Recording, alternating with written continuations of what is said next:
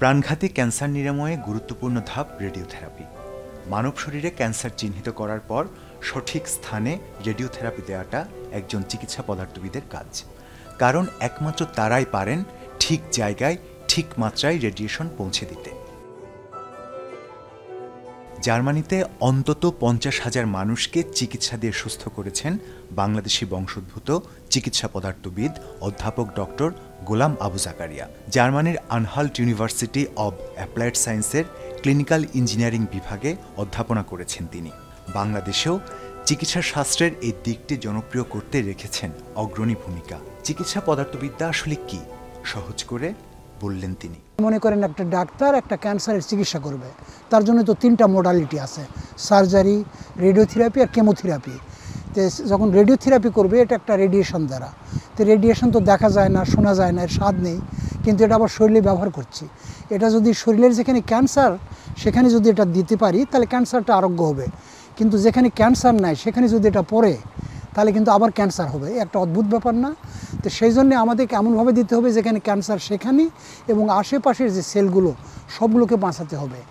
এটা কিন্তু মেডিকেল ফিক্সটা করতে পারবে। নিজের কাজের স্বীকৃতিও পেয়েছেন এই গুণীজন। তার ঝোলায় আছে নানা সম্মাননা। সবশেষ যোগ হল জার্মান সরকারের সর্বোচ্চ বেসামরিক স্বীকৃতি federal cross of merit. 22 March সন্ধ্যায় জার্মানির ভিল শহরের বুর্গহাউস বিয়েলস্টাইন ভবনে অধ্যাপক ডক্টর গোলাম আবু জাকারিয়ার হাতে জার্মানির প্রেসিডেন্ট ফ্রাঙ্ক ভাল্টার স্টাইনমায়ারের পক্ষে সম্মাননা তুলে দেন ভিলের ল্যান্ডার্ড ইউখান হাগড। ফেডারেল ক্রস অফ মেরিট স্মারকটিও তাকে পরিয়ে দেন তিনি। Bangladesh Studien- und Entwicklungszentrum e.V.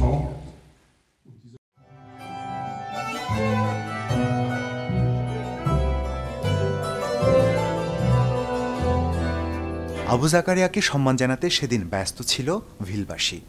নানা আনুষ্ঠানিকতার মধ্যে তাকে সম্মান জানানো হয়।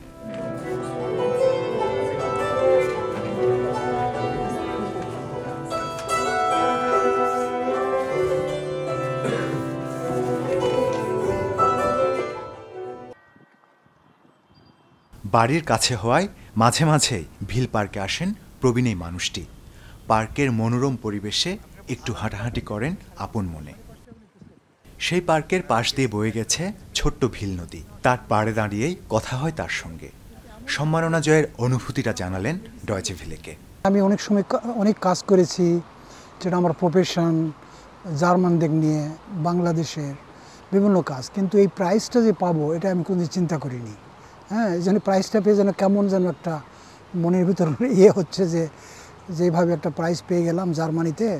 সেই যখন 72 সালে এসেছিলাম তখন মাত্র একটা ছাত্র সে জার্মান শিখবে, একদম মানে কোনো তার সম্পর্ক, তার মানে কোনো ইয়েই ছিল না কোনো। সেই করতে করতে জার্মানির একটা প্রাইজ যে পেলাম, এটা আমার জন্য একটা অদ্ভুত ব্যাপার লাগে আসলেই। হাঁটাহাঁটির ফাঁকে কখনো পার্কের বেঞ্চে বসে নিজের চিন্তাগুলোকে শানিত করে নেন তিনি। জার্মানিতে বসবাস করলেও দেশের প্রতি মমত্ববোধের ঘাটতি নেই আবু জাকারিয়ার মধ্যে। চিকিৎসা বিজ্ঞানের এই অংশটিকে তিনি বাংলাদেশেও প্রতিষ্ঠা করার পেছনে রেখেছেন অগ্রণী ভূমিকা। শেষ পর্যন্ত গণ ইউনিভার্সিটি আমাকে এই চান্সটা দিয়েছিল আর কি। তো গণ ইউনিভার্সিটি আমরা আরও কয়েকটা ইউনিভার্সিটি প্রাইভেট আমাকে সাহায্য করেছিলেন, বলেছিল এখানেই করো।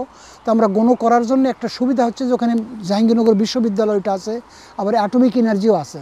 তো আমি ভাবলাম যে বিশ্ববিদ্যালয় থেকেও ছাত্র আমরা পাবো, অ্যাটমিক এনার্জির টিচাররা যেটা ফান্ডামেন্টাল সাবজেক্ট সেটা আমাদের পড়াতে পারবে। তো ঠিক ওই জায়গাতে আমরা করে এটা 2000 সালে আমরা এই সাবজেক্টটা ওখানে করি। প্রথমে মাস্টার ছিল, পরে ব্যাচেলার। বাংলাদেশের এমন কোনো প্রতিষ্ঠান নাই যেখানে ক্যান্সার চিকিৎসা হয় আমাদের ছাত্র নেই। এটা আমার জন্য একটা সত্যি সৌভাগ্য যে জার্মানিতে বাস করে জার্মানিতে টিচিং করা, আবার বাংলাদেশেও করতে পারলাম। হ্যাঁ, এটা অদ্ভুত ব্যাপার। প্রতিষ্ঠা করেছেন আলো ভুবন নামের একটি ট্রাস্ট। তাই আমি ভাবলাম যে আমাদের এতদিনের যে কাজগুলো এটাকে টিকিয়ে রাখতে হবে, কারণ আমি যখন থাকবো না এই দেশে কি এগুলো থাকবে কি না আমি তো জানি না, কিন্তু বাংলাদেশে যদি আমি একটা ভিত সৃষ্টি করতে পারি যে বাংলাদেশ নিয়ে আমার কাজ, আর ওখানে যদি আমি কতগুলো ছাত্রকে তৈরি করতে পারি যারা এটাকে ধরে রাখবে, তাহলে হয়তো এখানে শিক্ষা, স্বাস্থ্য এবং এই ক্যান্সার ট্রিটমেন্টে ধরে রাখবে। দেশে একটি হাসপাতাল নির্মাণের স্বপ্ন রয়েছে তার, যেখানে ক্যান্সার সংক্রান্ত সব চিকিৎসা একটি ছাদের নিচে নিয়ে আসার পরিকল্পনা তার।